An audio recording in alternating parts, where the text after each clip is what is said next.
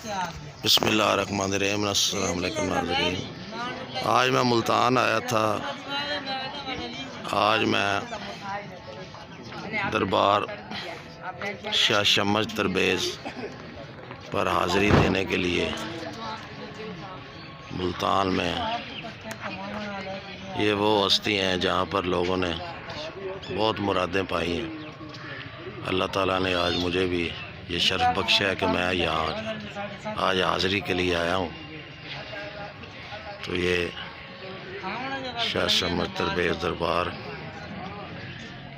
ये मुल्तान में दौलत गेट के जो चौक कमारा की तरफ रोड जाता है उस तरफ ये दरबार शरीफ है।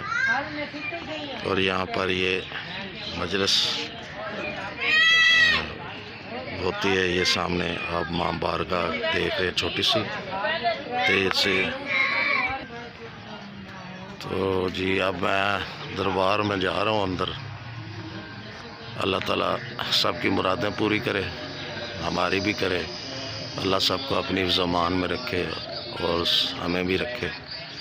अच्छा दोस्तों, फिर मिलते हैं। ओके, अल्लाह हाफ़िज़। ये शाह शम्स दरवेज़ दरबार पर हमारे पास अफजल भाई हैं जो बचपन से इस दरबार पर हैं। तो इनसे पूछते हैं कि जनाब आप कुछ बताएं हमें कि क्या क्या वाक़े यहाँ पर हुए हैं। और जो शाह शम्स दरवेज़ हैं उनकी करमात माशाल्लाह सुनी तो हमने भी काफ़ी हैं, तो आपके मुँह से भी सुनना चाहेंगे। ये सरकार ना ईरान का शहर है तबरेज़, वहाँ से तशरीफ़ लाए थे और इनके जिस्म में कीड़े पड़ गए थे।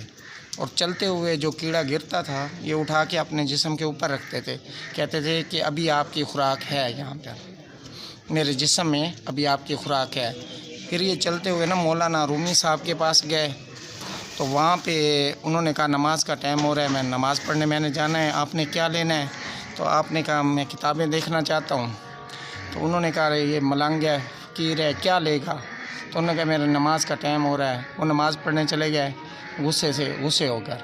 तो इन्होंने वो किताब में उठा कर ना कुएँ में डाल दिए। जब वो वापस आए तो उन्होंने कहा कि ये क्या किया है आपने? मेरा सारा इल्म जो है ना कुएँ में डाल दिया है।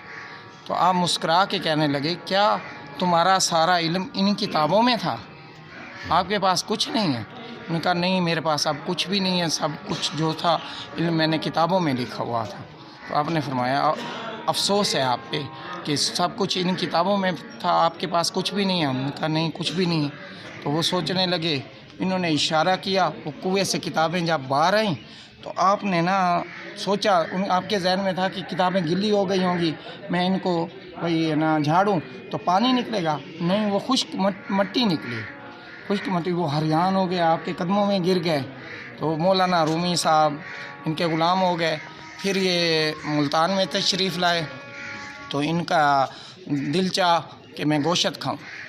तो ये इन्होंने आवाज़ दी हिरनों को, जंगल था ना, हिरनों को आवाज़ दी तो काफ़ी सारे हिरन जमा हो गए। तो इन्होंने कहा ठीक है भाई, मैं एक हिरन ज़िबा करूँगा, लेकिन हर हिरन की ख्वाहिश थी कि मुझे ज़िबा करें। तो इन्होंने कहा मैंने एक हिरन को ज़िबा करूं तो गोश्त और ज़ाया हो जाएगा, मुझे थोड़ा सा गोश्त चाहिए, तो और हिरन भी मायूस हो जाएंगे। तो आपने उनको कहा भाई मैं ज़िबा नहीं कर सकता, मेरे पास छुरी नहीं है। वो हिरन वापस चले गए। फिर ये किसी कसाई के पास गए तो उसको कहा मुझे थोड़ा सा गोश्त दे दो। उन्होंने गोश्त दिया। इन्होंने भूनने के लिए होटल पे गए तबाखी के पास, तो उसने कहा मेरे पास तो रश लगा हुआ है, पहले गाहक बहुत ज़्यादा है, मेरे पास टाइम नहीं है, तो मैं भूनने नहीं देता, पकाने नहीं दूँगा। आपने सूरज को आवाज़ दी कि तुम भी शम्स है, मैं भी शम्स हूँ, ये गोश्त तूने भूनना है या मैं ख़ुद भूनूँ? तेरे में सेक ज़्यादा है या मेरे में? तो बुज़ुर्ग बताते हैं सूरज सवा नेज़े पे आया तो गोश्त भुना गया। कुछ इन्होंने खाया, कुछ लिया हुआ था। तो आप खुशकी रास्ते चलते हुए जब ये किले पे पहुँचे तो शाहरुख आलम बच्चे थे, एक बोटी इन्होंने उनको दे दी। उन्होंने देखा भाई ये कीड़े वाले बंदे हैं, पता नहीं क्या कैसी बोटी है कैसी नहीं है, उन्होंने दामन में डाल दी। वो दामन पे दाग लग गया तो आपकी जो नुकरानी थी वो धोने लगी तो दाग नहीं उतरा। आप बच्चे थे, कहने लगे मैं बाहर जाऊंगा, वो आदमी फिर रहा होगा, कहेगा गोश्त खाया नहीं है, फेंक दिया है, तो मैं शर्मिंदा होऊंगा, तो ये ना दाग उतार कर दी। उनकी बेटी थी, नाबालिग बच्ची थी, उन्होंने वो दामन चूस लिया। दामन चूसने से वो पाकमई बन गई। उनके दरबार के अंदर हामला औरत भी नहीं जा सकती, कोई बच्चा भी नहीं जा सकता, लड़का हो तो ज़ाया हो जाती। तो उनको ये रुतबा मिल गया। फिर आपने कागज़ की कश्ती बनाई, उसके ऊपर सवार हो गए। जब सवार हुए, कश्ती चलने लगी। इश्क अली होता था गौस बहावलदीन ज़िक्रिया का गुलाम, पानी भरता था। तो उनसे को बुलाया, कहने लगे यहाँ का सरदार कौन है? तो उसने बताया गौस बहावलदीन ज़िक्रिया मुल्तानी साहब हैं। कहने लगे क्या, जाओ आप उनके पास, उनको कहो कि ना एक सवाली आया हुआ है, वो कहते हैं मुझे इजाज़त दो, रहने के लिए जगह दो। तो गौस बहावलदीन ज़िक्रिया ने फरमाया, दूध का प्याला भर कर दिया फुल। कहने लगे जाओ उससे जाके कहो जैसे ये प्याला दूध से फुल है ना, ऐसे मुल्तान पीरों से फुल है, मुल्तान पीरों से फुल है, तो आपकी जगह नहीं है। तो उन्होंने इनके हाथ में ना गुलाब का फूल आ गया। इन्होंने फूल जो प्याले में डाला वो सेंटर में तर के खड़ा हो गया। कहने लगे जाओ उनको कहो जैसे ये फूल बैठा है ना, आप इजाज़त दे दें, मैं भी बैठ जाऊँगा। इधर ही फिर बैठ जाऊँगा। तो वो दूध का प्याला वापस लेके गए। तो उनको जवाब दिया। तो गौस बहावलदीन ज़िक्रिया फरमाते हैं कि इतना समझदार कौन है जो जिसने फूल डाल के दे दिया और कहते हैं आप इजाज़त दे दें, मैं बैठ जाऊँगा। तो इश्क अली ने बताया कि वो तो कागज़ की कश्ती पे सवार है। गौस बहावलदीन ज़िक्रिया ने खिड़की खोली और सर बाहर निकाला, देखा, कहते हैं आपकी कश्ती नहीं डूबती, इनकी कश्ती लोडे खाने लग गई। और इन्होंने इधर उधर देखा, भाई मेरी कश्ती को क्या हो गया? तो आप गौस बहावलदीन ज़िक्रिया का जब नज़र है तो कहते हैं आपके सिंग नहीं बनते, आपके इतने बड़े सिंग बन गए वो खिड़की से अपना सर अंदर भी नहीं ले सकते थे। उसके बाद ना उन्होंने कहा, गौस बहावलदीन ज़िक्रिया ने फरमाया कि मेरे सिंग हटवाओ। इन्होंने कहा नहीं, पहले मुझे रहने की इजाज़त दो। तो आपने फरमाया बाहर की खलकत आपकी, शहर की खलकत मेरी। तो आपने फरमाया चाहो अब मेरे सिंग हटवाओ। फिर बाद में इन्होंने उनके सिंग हटवाए। जी मेहरबानी। ये जो देखा है इन्होंने आपको तफसीलन बताया, ये दरबार शरीफ है। तो मैंने आज इधर का विज़िट किया है। तो मैं क्या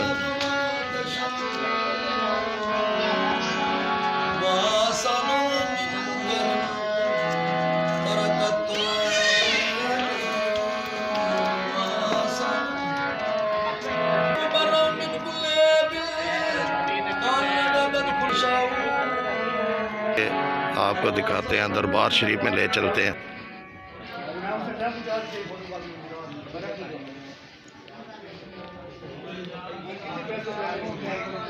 दरबार का आपको पूरा विज़िट कराते हैं जी। दुनिया आती है यहाँ मुरादें डालने के लिए।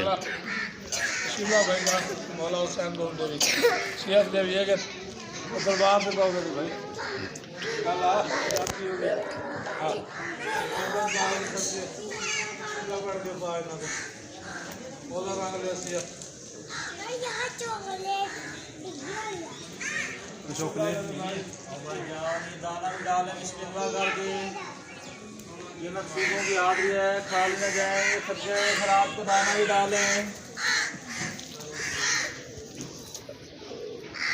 ये आज हमने शाह शमस बे दरबार का मुल्तान में आए हुए विज़िट करवाया है। यहाँ पर मुख्तलिफ़ लोग भी बैठे हुए हैं जो अपनी रोज़ी रोटी का बंदोबस्त करते हैं। इधर आ जाएं। तो दरबार के अंदर चलते हैं, हाज़िरी देते हैं।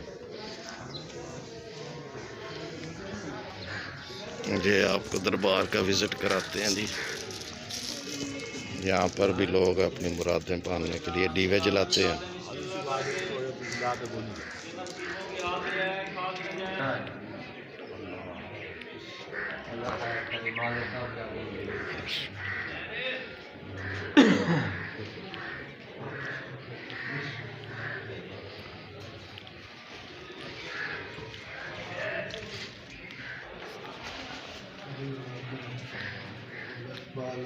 पानी दिखता है।